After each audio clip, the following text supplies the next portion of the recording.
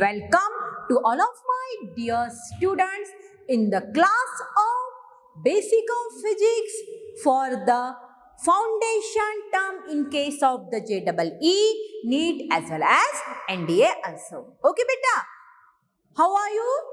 I hope all of you are fit and fine and watching all the videos properly. Yes, very good, क्योंकि basic है बेटा, तो basic के video अगर आपने अच्छे से देख लिए तो फिर जब हम सिलेबस स्टार्ट करेंगे तो आप उस सिलेबस को भी अच्छे से समझ जाओगे. ठीक है, हम आने वाले कुछ दिनों में ही सिलेबस को स्टार्ट कर देंगे. तो चलो देखते हैं बेटा, वर्क, एनर्जी एंड पावर, जिस चैप्टर को मैंने हमारे लास्ट वीडियो लेक्चर में स्टार्ट कर दिया था. ओके, और अभी हम यहाँ पे उसके आगे का कुछ टर्म देखने वाले हैं. तो जैसे कि वर्क, एनर्जी एंड पावर, इस चैप्टर में मैंने आपको सबसे पहले वर्क के बारे में बताया. Work is nothing but what, क्या होता है वर्क. डायग्रामेटिकली ये बात मैंने आपको समझा के बताई, ना ही सिर्फ डायग्रामेटिकली तो मैथमेटिकली भी मैंने उसकी आपको डेफिनेशन बताई, और मैथमेटिकल डेफिनेशन के हिसाब से भी मैंने आपको उसका डायग्रामेटिकल मीनिंग भी समझा के बताया. ये सब हुआ, उसके बाद में फिर हम पहुंचे एनर्जी पे. क्या होती है एनर्जी? सिर्फ एनर्जी की डेफिनेशन ही नहीं देखी, तो अगर यह सही में हमारे पास में एनर्जी है तो हम कोई भी चीज आसानी से उठा सकते हैं, कितने भी बड़ा वेट क्यों ना हो, और हम वर्क डन कर सकते हैं. Without energy we can't do any work. Now there are so many types of energy: mechanical, electrical, magnetic, nuclear, solar and so on. लेकिन उसमें से कुछ खास एनर्जी है जिनकी हमें बार बार जरूरत पड़ती है और बार बार वो टर्म हमारे सामने आते हैं. ऐसे एनर्जी के बारे में हम देख रहे थे, जिसके बारे में देखा था मैकेनिकल, जिसके दो टाइप्स होते हैं, काइनेटिक एंड पोटेंशियल.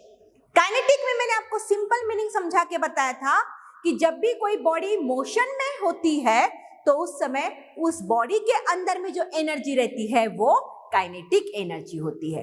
और पोटेंशियल एनर्जी के बारे में भी मैंने आपको समझाया था, और वो ये बताया था बेटा, काइनेटिक एनर्जी का एग्जांपल ये भी मैंने आपको समझा के बताए थे कि किस तरीके से जितना लो एल्टीट्यूड उतनी काइनेटिक एनर्जी भी कम, जितना हाई एल्टीट्यूड उतनी काइनेटिक एनर्जी भी ज्यादा. ठीक है, potential energy can be transfer into kinetic energy.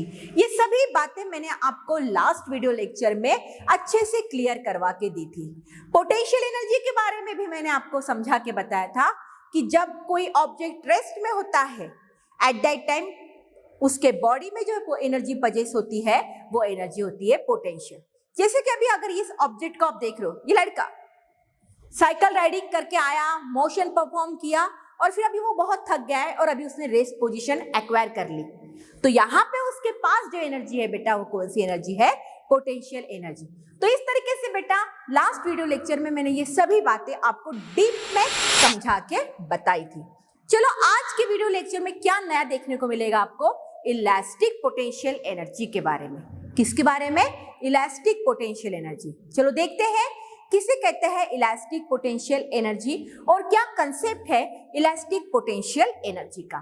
चलो देखो, energy possess by the spring by virtue of compression or expansion against elastic force in the spring is known as elastic potential energy. कुछ नहीं है, definition सिर्फ आप याद रखना, note down करके रखना पेपर में लिखने के लिए. बाकी ये क्या है ये मैं आपको समझा के बताती हूँ. तो सुनो, इलास्टिक पोटेंशियल एनर्जी किसे कहते हैं? स्प्रिंग पता है आपको अच्छे से? पता है, स्प्रिंग की चेयर भी आते हैं, बैठने पे वो दबती है, खड़े हो जाने पे वो स्ट्रेच हो जाती है, तो वहां पे स्प्रिंग डले उड़ते हैं. कॉम्प्रेशन होना मतलब स्प्रिंग पास में आना, एक्सपांशन होना मतलब स्प्रिंग दूर जाना. कॉम्प्रेशन एंड एक्सपांशन जो होता है वही इलास्टिक पोटेंशियल एनर्जी है. तो देखिए, energy possess by the spring, spring में जो एनर्जी है वो बाय वर्च्यू ऑफ कॉम्प्रेशन और एक्सपांशन अगेंस्ट इलास्टिक फोर्स. किसके अगेंस्ट में? Elastic force. ये इलास्टिक ही है, खींचना छोड़ना, खींचना छोड़ना, ये इलास्टिसिटी ही तो है. तो जो ये वर्क हो रहा है against elastic force in the spring, this energy is known as the elastic potential energy. कुछ कुछ पेन जो हम पेपर पे लिखते हैं, उन पेन में भी स्प्रिंग होते हैं। ऊपर से button on, pain on, button of, pain of. अंदर में डला हुआ स्प्रिंग पेन की जो निप है वो बाहर आने के लिए और अंदर लेके जाने के लिए हेल्प करती है। Compression, expansion, compression, expansion. और यही है बेटा इलास्टिक पोटेंशियल एनर्जी। नहीं समझा तो ये डायग्राम देखो, स्प्रिंग एक्सपांशन, अभी कॉम्प्रेशन, अभी एक्सपांशन और फिर कुछ देर के बाद में कॉम्प्रेशन। तो ये है बेटा इलास्टिक पोटेंशियल एनर्जी और उसके हिसाब से ये ग्राफ यहाँ पे वेरी भी हो रहा है। दिख रहा है क्लियरली आपको? ओके, तो आगे बात समझ में। तो ये है बेटा concept of the elastic potential energy. चलो ठीक है, अब उसके बाद में नेक्स्ट देखेंगे now principle of conservation of energy. अब अगर मैं एनर्जी के बारे में बता ही रही हूं आपको, तो एक मैं प्रिंसिपल बताती हूँ कंजर्वेशन ऑफ एनर्जी का। अब देखो वो प्रिंसिपल क्या है। अभी तक मैंने आपको इतना सब कुछ समझा के बताया, अब बस एक बात मैं यहाँ पे आपको बता रही हूँ। देखो, सबसे पहले अगर बॉडी रेस्ट में है तो उसके पास पोटेंशियल एनर्जी है, और अगर वही बॉडी वर्कआउट कर रही है, मोशन में आ गई, तो वही पोटेंशियल एनर्जी किस में कन्वर्ट हुई? काइनेटिक में। वो पोटेंशियल एनर्जी लॉस हुई क्या? नहीं। वो पोटेंशियल एनर्जी गेन हुई क्या? हाँ, पोटेंशियल एनर्जी दूसरे फॉर्म में कन्वर्ट हुई। और यही बेटा law of conservation of energy है। एनर्जी क्रिएट नहीं होती, energy neither be created nor be destroyed. ना तो वो क्रिएट होती है ना तो वो डिस्ट्रॉय होती है, हाँ, लेकिन वो एक फॉर्म से दूसरे फॉर्म में कन्वर्ट होती है। सुबह सुबह अर्ली मॉर्निंग हम बिल्कुल फ्रेश मूड से उठते हैं, ब्रश वगैरह करते हैं, नाश्ता ब्रेकफास्ट वगैरह, और स्कूल में जाते हैं, कितनी एनर्जी के साथ जाते हैं। लेकिन दिन भर के लेक्चर्स होने के बाद जब हम शाम में घर आते तो कितने थके आ रहे आते, तो क्या हमारी एनर्जी लूज हुई होंगी क्या? नहीं, हमारी एनर्जी क्या हुई? एक फॉर्म से दूसरे फॉर्म में कन्वर्ट हुई। और यही बेटा law of conservation of energy है। ठीक है, तो देखिए, it states that energy can neither be created neither be destroyed, sorry nor be destroyed चाहिए।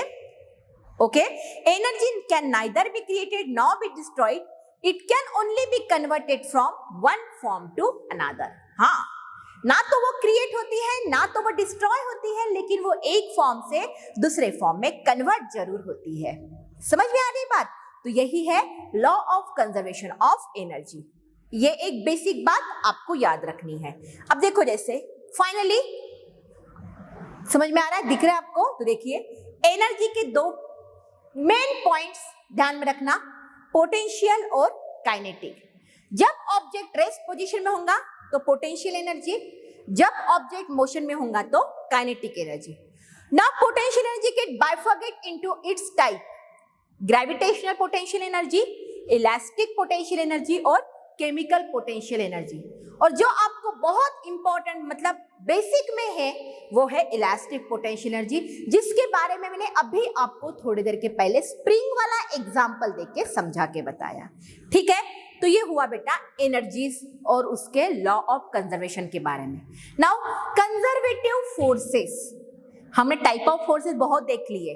क्यों? लास्ट चैप्टर में हमने नहीं देखा force and laws of motion में ग्रेविटेशनल, इलेक्ट्रोस्टैटिक्स एंड न्यूक्लियर वगैरह वगैरह सब देखे बेटा। अब बस कंजर्वेटिव फोर्सेस देखो। Forces are said to be conservative in nature if work done against the forces gets conserved in the body in form of potential energy। अगर उन फोर्सेस के अगेंस्ट में कोई वर्क डन हो रहा है और अगर वो वर्क डन पोटेंशियल एनर्जी के फॉर्म में अगर स्टोर हुआ बॉडी में, तो ऐसे फोर्सेस को हम बोलते हैं बेटा conservative forces. Point to be noted here, conservative forces किसे कहते हैं? If work done against the forces gets conserved in the body, body में कंजर्व होना, स्टोर करके रहना in the form of potential energy, then those forces are known as the conservative forces. For example gravitational force, हाँ है ना? Yes, gravitational force conservative force है, elastic force conservative force है, and all the central forces जो central term पे depend करते हैं, body के centre of gravity, gravitational force, elastic force, compression, expansion, compression, ये सभी टर्म। तो इस तरीके से बेटा ये जो फोर्सेस होते हैं, जो सेंट्रल फोर्सेस के नाम से, इलेक्ट्रोस्टैटिक फोर्स, तो ये सभी बेटा कंजर्वेटिव फोर्सेस है। तो कंजर्वेटिव फोर्सेस को पहचानोगे कैसे या ध्यान में क्या रखोगे? तो कंजर्वेटिव फोर्सेस के अगेंस्ट में जो कोई भी अमाउंट ऑफ वर्क डन होता है, that work done get conserved in the body in the form of potential energy, then those forces are known as the conservative forces. Now the next properties of conservative forces. ऐसी मैं property आपको बताऊंगी जो आपको सिर्फ इतने अच्छे से दिमाग में रहेगी कि कभी भी अगर उसका कोई टर्म आपके सामने आया तो आप इजीली बोल सकोगे yes, this is the property of conservative force. So देखिए, work done against these forces is conserved and gets stored in the body in the form of potential energy. Conservative forces का concept ही उसकी property है कि इन forces के against में जो कोई भी amount of work done होता है वो body में stored होता है, conserved होता है in the form of potential energy. ठीक है? Now the next, work done against conservative forces is zero in a complete cycle. हाँ, कंप्लीट साइकिल की अगर हम बात करें और वर्क डन अगर हम लोग कैलकुलेट करें तो वो जीरो होगा। क्यों? क्योंकि work is stored in the form of potential energy, work is stored in the form of the potential energy, और जहां से शुरू वहीं पे खत्म, ये होती है साइकिल। तो कंप्लीट साइकिल की अगर हम लोग बात करें तो work done against conservative forces is zero in a complete cycle, क्योंकि जितना amount of work done store हुआ है उतना पूरा यूटिलाइज हुआ, तो क्या बचा? कुछ भी नहीं। कौन से केस में? कंजर्वेटिव फोर्सेस के केस में। सो यहाँ पे ये दूसरी प्रॉपर्टी भी ध्यान में रखना, in work done against conservative forces is zero in a complete cycle. So it is the most important property of conservative force. आगे बात समझ में। Now the next term is what? Non conservative forces. अब जैसा conservative force था वैसा ही non conservative force. तो देखिए, non conservative forces are the forces work done against which does not get conserved in the body in the form of potential energy. और non conservative forces में work done against this force not get conserved in the body in the form of potential energy. अब बस मैं lecture दूं और आपको समझ में भी तो आना चाहिए। सबसे पहली बात, ग्रेविटेशनल फोर्स कंजर्वेटिव फोर्स है। हाँ बेटा है। अगर मैं खुद की बॉडी की बात कर रही हूँ, मैं कोई भी एक्शन कर पा रही हूँ, मैं चल पा रही हूँ, मैं दौड़ रही हूँ, अगर मैं ब्लैक बोर्ड पे लिख पा रही हूँ, मैं आगे पीछे हो रही हूँ due to the gravitational force, क्योंकि ये ऑलरेडी मेरे बॉडी में कंजर्व्ड है in the form of potential energy. और इसीलिए जब मैं मोशन में आ रही हूँ तो वही पोटेंशियल एनर्जी काइनेटिक एनर्जी के फॉर्म में आगे आ रही है। तो ये कौन सा फोर्स हुआ? Conservative force. Elastic force, body में इलास्टिक फोर्स है, इसलिए बॉडी कॉम्प्रेस भी हो रही है, एक्सपांड भी हो रही है, कॉम्प्रेस भी हो रही है, एक्सपांड भी हो रही है due to the elastic force, क्योंकि वो कंजर्व्ड है बॉडी में in the form of potential energy. अब समझा? और नॉन कंजर्वेटिव फोर्सेस में ऐसा नहीं, यहाँ पे which does not get conserved in the body, ये फोर्स बॉडी में कंजर्व नहीं होता इन the form of potential energy, और वो फोर्स कहलाते हैं नॉन कंजर्वेटिव फोर्सेस। अब इसकी प्रॉपर्टी, ग्रेविटेशनल, इलास्टिक और सेंट्रल फोर्स को छोड़ के remaining all the forces are the non conservative forces. Work done against this forces does not get conserved in the body in the form of potential energy. जो definition में मैंने बताया वही इसकी एक प्रॉपर्टी होगी। साथ में दूसरी property, in this case work done against non conservative force in a complete cycle is not zero. अब यहाँ पे वर्क डन जीरो नहीं होगा, क्योंकि work done against the conservative force is not stored in the body, body में stored ही नहीं है। तो इसीलिए जब हम लोग पूरी कंप्लीट साइकिल की बात करेंगे तो कुछ अमाउंट ऑफ वर्क डन वहां पे होगा, that's not equal to zero, क्योंकि बॉडी में कोई भी टर्म पोटेंशियल एनर्जी के फॉर्म में स्टोर नहीं है। और ये है नॉन कंजर्वेटिव फोर्स। ये कौन से फोर्स है? नॉन। हमारे बॉडी में ऑलरेडी कोई टर्म प्रेजेंट होती है जिसकी वजह से हम वर्क डन कर पाते हैं, वो कंजर्वेटिव। लेकिन जो हमारे बॉडी में प्रेजेंट ही नहीं है किसी फॉर्म में, तो हम उसकी वजह से वर्क डन जीरो, मतलब वर्क डन कर ही नहीं रहे हैं। अचानक से एक्सटर्नल किसी एजेंसी की वजह से हम कोई वर्क डन कर पा रहे हैं। तो इस तरीके से बेटा कंजर्वेटिव और नॉन कंजर्वेटिव फोर्स ये अपनी अपनी जगह पे अपना अपना इंपॉर्टेंस शो करते हैं। आगे बात समझ में? Okay, very good. Now the next term is what? Next term is the power. Power, yes, what is the meaning of power? Power किसे कहेंगे? तो देखिए, rate of doing work by a body with respect to time is known as power. Rate of doing work by a body with respect to time, yes, body जितना work done करेंगी with respect to time, that is power. मैं अब दिन भर में जितना काम करूंगी सुबह से लेके शाम के 4 बजे तक विथ रिस्पेक्ट टू टाइम, ये मेरा क्या हुआ? पावर। क्या कैपेसिटी है? क्या पावर है? सुबह से आई है, शाम के 4 बजे तक वर्कआउट कर रही है, वाओ, व्हाट अ पावर, ये पावर है। आगे बात समझ में? So simple, rate of doing work by a body with respect to time is known as power. Now average power. Average power किसे कहते हैं? It is defined as the ratio of total work done by the body to the total time taken.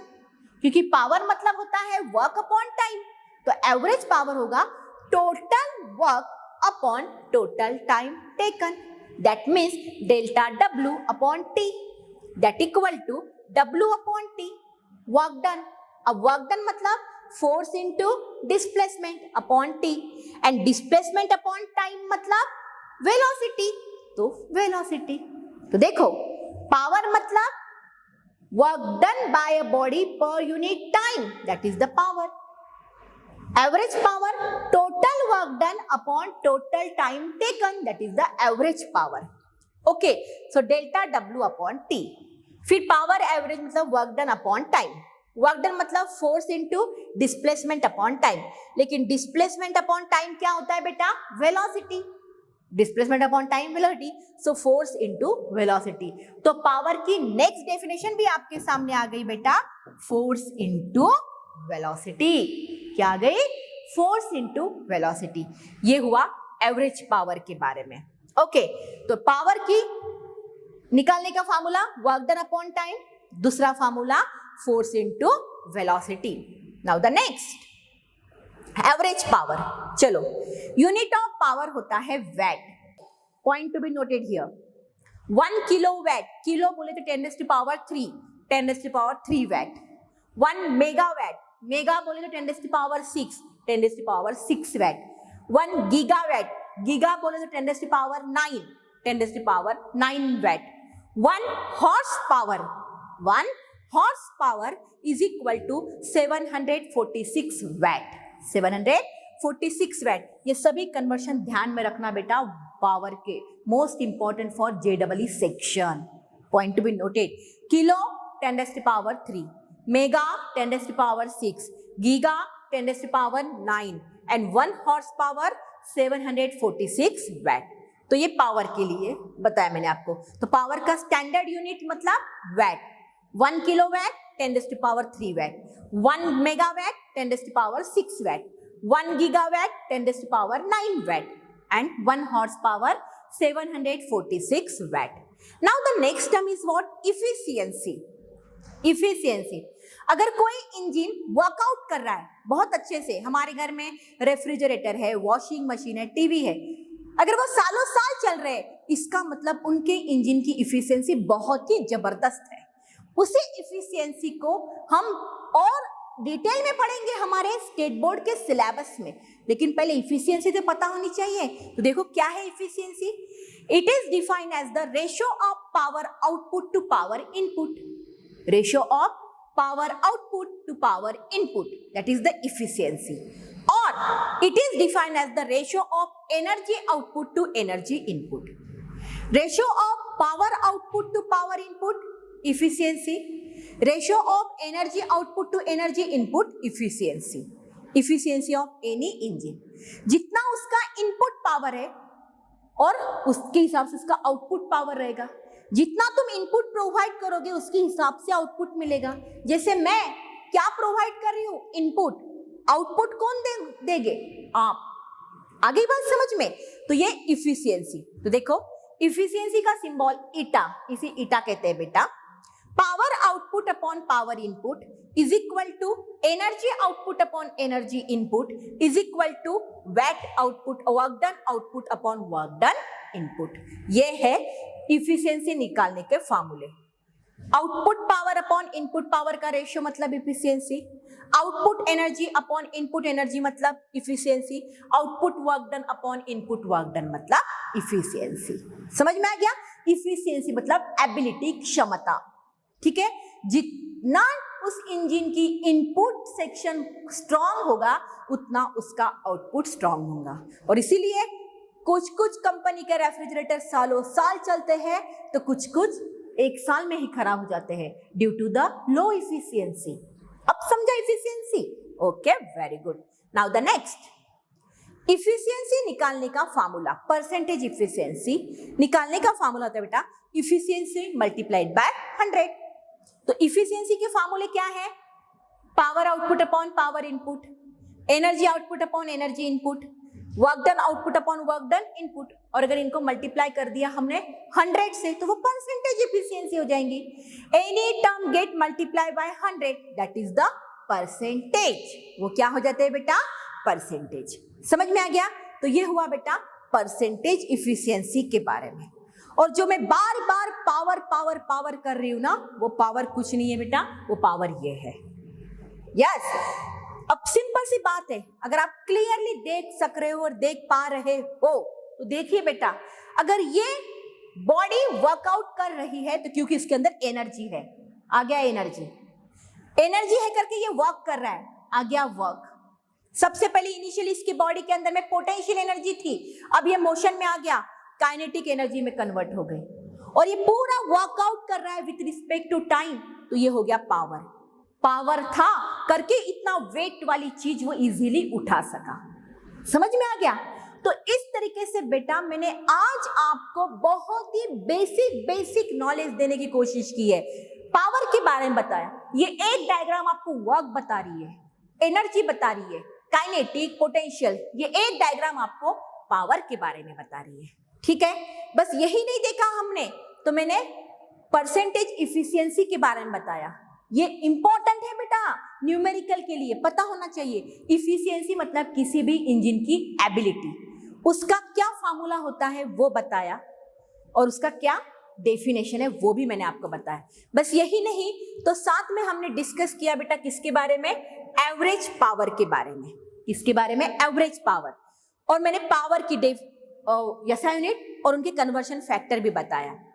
Average power की definition भी हमने देखी, power की definition देखी, properties of non conservative forces मैंने बताया, नॉन कंजर्वेटिव फोर्सेस के बारे में बताया, प्रॉपर्टीज ऑफ कंजर्वेटिव फोर्सेस देखे, कंजर्वेटिव फोर्सेस के बारे में मैंने आपको यहाँ पे बताया। तो इस तरीके से बेटा फाइनली मैंने यहाँ पे आपको एनर्जी, पावर, वर्क में जितने भी बेसिक टर्म्स आते हैं उन सब के बारे में डिटेल में बताया।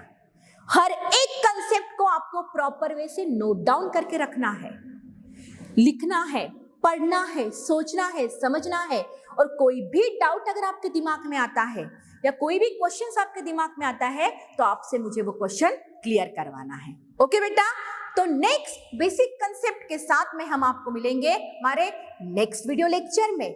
और अगर इस वीडियो लेक्चर में कोई भी डाउट, कोई भी problem, then please ask me. Okay, मिलेंगे नेक्स्ट वीडियो लेक्चर में। टिल देन, थैंक यू बेटा and have a good day.